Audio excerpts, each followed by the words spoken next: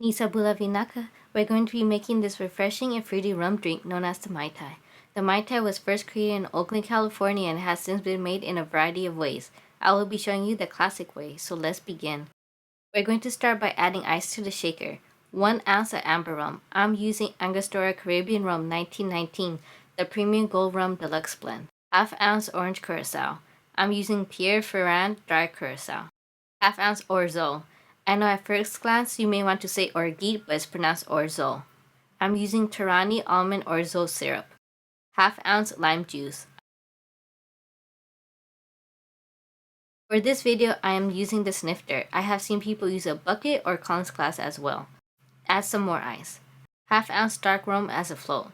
I'm using Myer's Rum Original Dark. Garnish with a lime, 2 mint leaves, and a cherry. Enjoy. I hope you liked this video and the new setup. Let me know what you think below and don't forget to subscribe to my YouTube channel and follow me on Instagram, Twitter, and Snapchat. Vinaka Vaka Levu for watching. Until next time, mode.